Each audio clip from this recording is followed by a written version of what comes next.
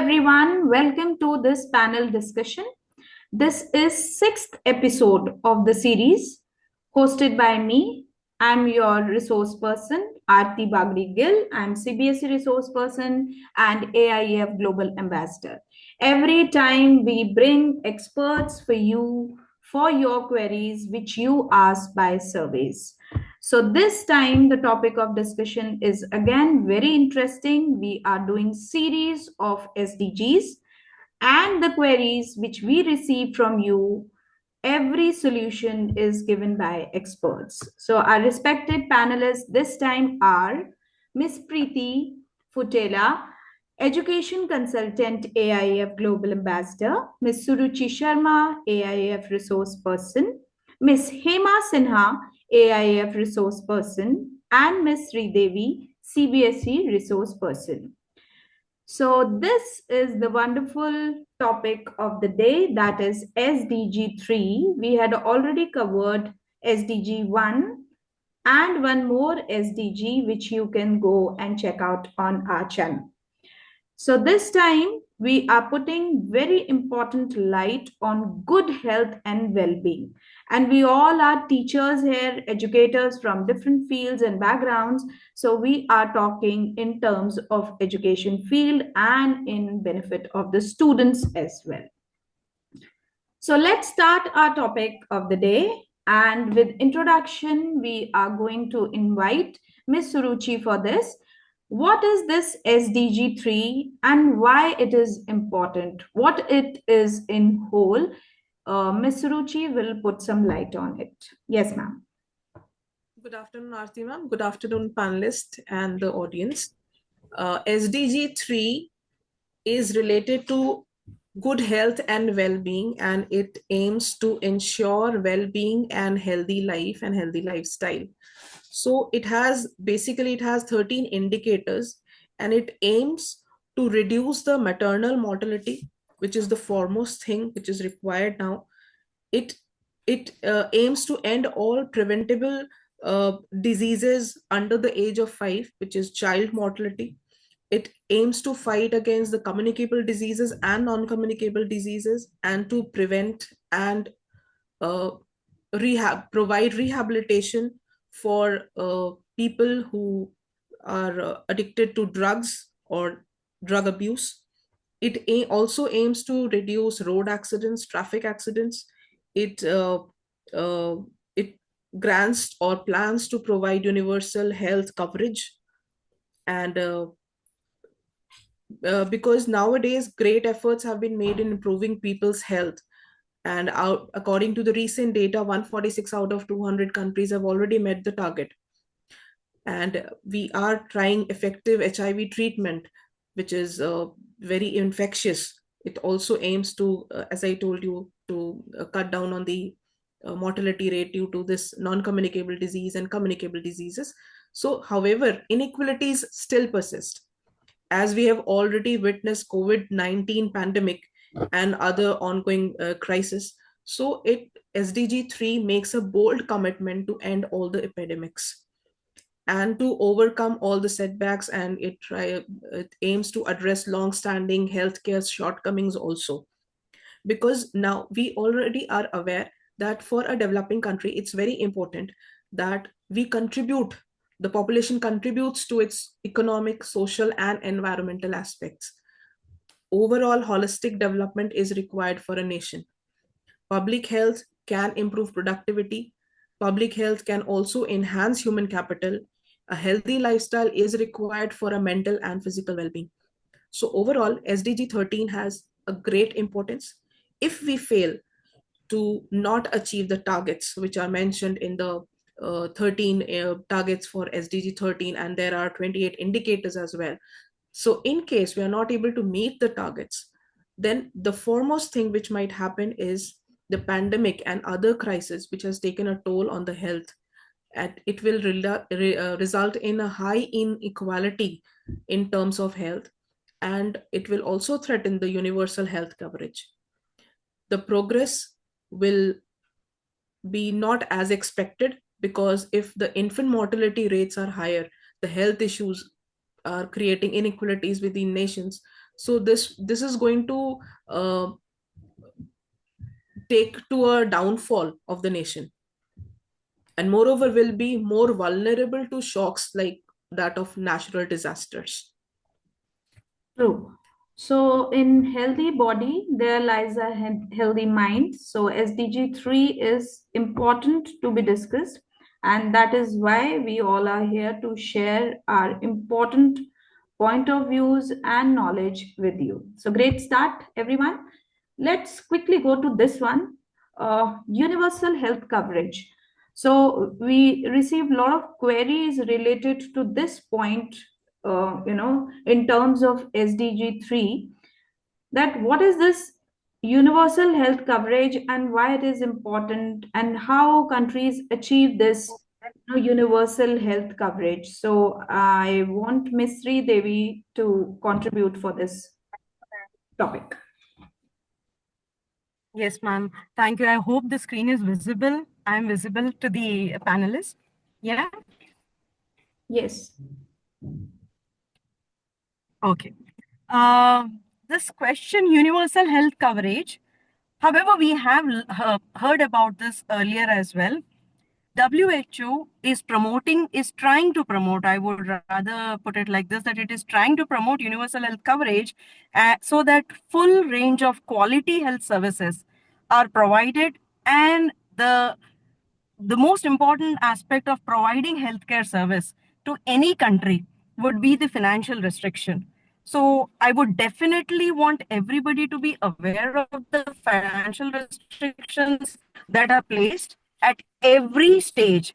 For example, be it the single person coverage, or where the person is contributing self, or maybe the employer and employee contribution. Like, for example, if I say about EPF or any other contribution that the company is providing as an insurance, as the protection, so that if the health and well-being of a person is protected, then probably the person would work better. And of course, we know that healthcare infrastructure, all these, if they are good, then definitely the country would be progressing. And now, since I talked about single user and the company and the employer and the employee paying system, I would also like to say that there are many companies which are providing healthcare benefits as introducing various flyers in this, or various attributes in it, like a family plan or maybe the company plan where the employee is paying.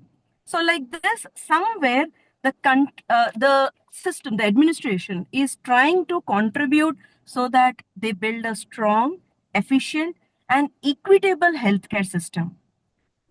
However, is it reachable to everyone? That is the main point that we all need to assess over here, because every country has a different path to achieve UHC. But then decision of the population to take that plan and use it, because corruption plays a very, very important role in claiming the UHC. True. Yes, ma'am. I feel a healthy outside basically starts from the healthy inside, and that is why we need universal health coverage.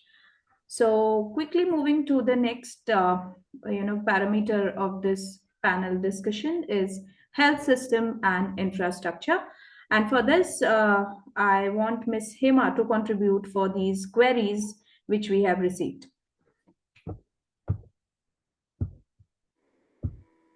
Good afternoon, everyone. So, thank you so much.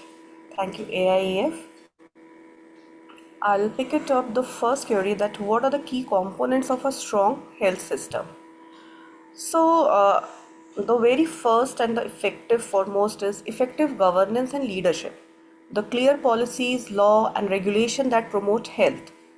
Then, well trained and motivated healthcare workforce should be there.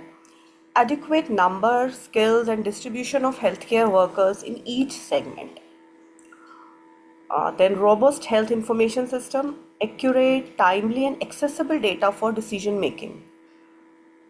Then essential medicines and technologies. Access to the quality medicines, vaccines, and the medical devices should be there. Then strong financing mechanism like sustainable, equitable, and efficient financing for the health services should be there. The service delivery network means well organized, accessible, and equitable health services which reach each and every sector of the society. Then it will create a strong health system. The next question, that how can countries improve their healthcare infrastructure? Yes, we can definitely do by investing in healthcare facilities more, upgrading, expanding, and maintaining healthcare facilities, strengthening the supply chain management.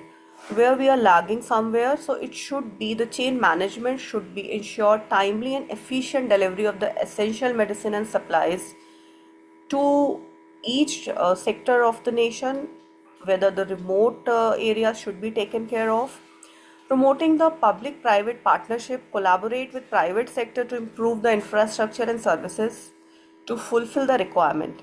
Then implementing innovative technologies, leverage technologies like telemedicine, electronic health record, and mobile health. Few area of the nation, like if we see the northeast, where the supply chain management that is not maintaining at such a level, there the telemedicine workshops can be done by the expertise of the metro cities so that those areas are not left behind. Then foster community engagement, encourage community participation in healthcare planning and decision making. These things can be done in order to improving the healthcare infrastructure. Wonderful. So, I want to open this question to everyone that what role do healthcare workers play, in achieving the SDG3? Any of the panelists who want to, contribute for this, what role do healthcare workers play? Uh, Yes, may ma'am. I take this up? They are the key role makers. They are doing their best, I can say, but somewhere they are lagging because of certain facilities or certain requirement which are not being fulfilled because of the lagging in which I have already discussed in my previous answers, like the supply chain management. The health workers are playing their role so religiously, but if the things are not being provided or certain shortcomings are there, they need to be fulfilled. But what my opinion is, they are doing their role 100% effectively. That is my opinion. The other panelists may come with their. Wonderful. So, technology plays a very important role in healthcare delivery, as we all had seen during the pandemic as well. And this is something which is, starting from the root level and it will goes up. Infrastructure is though a very, a simple word, but it is involving so many things and it involves so many labors involving the building the whole thing. So health systems, though they are implemented in a proper manner, but still they need to be little more stronger, because the moment when we see different mortality rates and malnutrition, and the children are facing gaps, and the healthcare workers, they are not contributing to their level which is to be contributed, right? Because when the schemes they start from the root level and they reach on the top, there are few gaps, and that is the reason why this SDG is involved in one of the SDGs, and it is on number 3, because the hierarchy is according to the need, and that is what we are discussing here, that there are gaps and these gaps are needed to be fulfilled. Wonderful. So thank you so much for contributing for this. Now I'm quickly going for one case study and few activities, as we all are educations here, so we need to discuss in terms of our education system and in terms of our students whom we are serving in the classrooms, and of course guiding the teachers, the viewers who are watching this. They need to understand by this case study and few activities which will be discussed here can be implemented in the classroom for the same. Thank you, Aarti ma'am. Good afternoon to all the panelists, the host, and the audience. Today we are here discussing about SDG3. So SDG3, our other panelists have spoken much about it. I will not go much into the targets, but yes, the targets have to be achieved and we have to go a long way. Till 2030, we have to achieve them. This is what the UN has stated. And when we go NEP way, it is very strongly, it is for the first time that in our NEP 2020, the stress is laid upon the foundational stage as well, which was not being taken care of as much in before the other policies of 1968 or 1986. So here we see we are going to discuss foundational stage, that is 3 to 8 years, and secondary, which is 15 to 18 years. So we see the stark difference between the ages of the children here. But you will see that when it is cognitive development, it is age by age. It is stage by stage, it is happening. Their uh, language skills, their vocabulary, their pre-math skills are developed in their foundational skills. When we come to secondary age, we come to know that yes, there is much advancement in their abstract thinking, critical thinking, problem solving, their language, their vocabulary, everything has increased. So we see a change in our children by and by. So the change is not there only in the cognitive development, the change is in the affective development. The interest grows in the peer group and such like interest, and we see that there is change is there in their psychomotor development also, where they have increased friendships, and they want to be with their friends. There is independence in the foundational stage, but there is guidance from the adults also required. So when we see all that, so accordingly we make our activities too in the schools. For example, I have categorized the activities that are common to both foundational stage and to the secondary stage. So that we have been taking in our school. So for example, we are contributing to the Roti Bank. That is a charity which we do. So who is going to inculcate that practice? The school itself. So we started this Roti Bank activity. So we divided days accordingly. So Monday, foundational stage, Tuesday, preparatory stage, then Wednesday, middle stage. So accordingly, the secondary stages. So we divided the days. So that particular day, the children, when they are bringing their lunch, they are also contributing towards the roti bank, getting some rotis and dry vegetables were told to them so that it is nicely packed in a paper and sent early morning to the people who really need it. That's wonderful. I am so happy to hear this because we, as a part of our organization as well, are contributing for bread campaign. So on every Oh, Saturdays we do bread campaigns, and this is something which is really commendable, and we should take such steps so that we can eventually put these SDGs into work, like on the ground level. Okay, ma'am. absolutely. And this reminds me of my school days when I was small, a young girl. And in our school, every Friday, we were asked to bring one potato and one onion to our neighboring school. I was in Convent of Jesus and Mary, and we had Christ School nearby. So there, every Friday, we used to donate that. So we are promoting so many SDGs. With the SDG3, the children are learning to share as well. Share and reach out to the needy. So many SDGs are covered. And also on World Health Day every year, it is celebrated on April 7. You all must be knowing about it. We celebrate it with much pomp and show. And instead of a day, we make it a week. We make it a week and we have declamations, we have extempore, we have nukkar nataks, we have so many things happening on that particular day. And that day, the children are given extempore topics. The little children are already given topics so that they can prepare for it. And we call it a declamation. I have listed down some topics also here. And for the little children to learn also to promote SDG4 with SDG3, like we had this pasta activity, wherein pasta, it's dry, it's not going to get soiled. So what happened?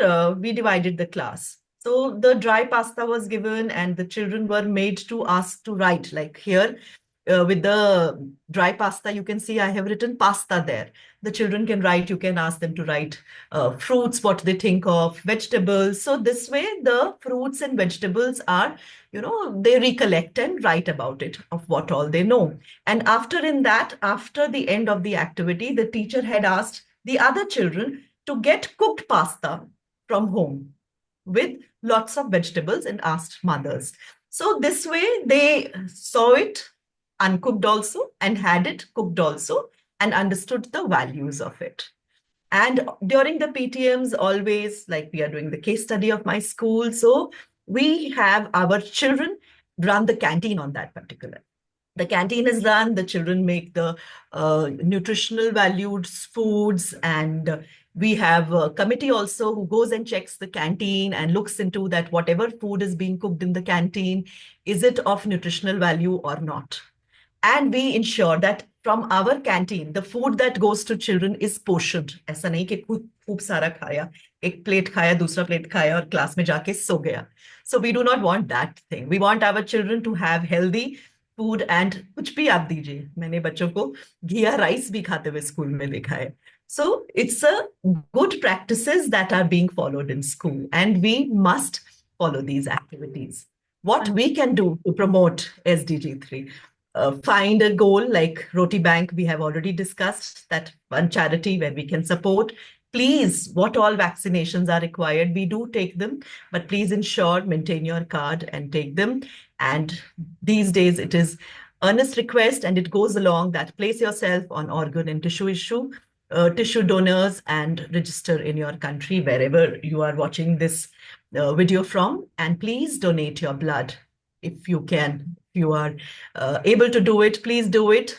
That will save lives. So let's go to this part, that is data and monitoring. Suruchi ma'am, I want to, Sridevi ma'am, I want to request you to put some light on it.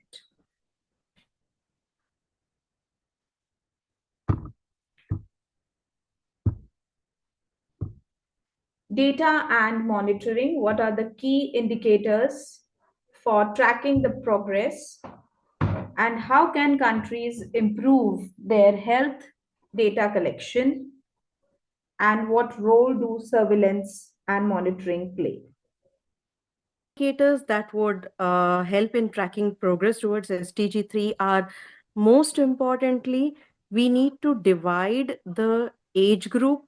What are the number of students, what are the number of infants coming into the vulnerable group, rather say vulnerable group, because children, infants and women and old age people, what are the services that are being provided to the audience? Like, for example, if there are students, then what is the healthcare from our side, what is the healthcare that we are providing?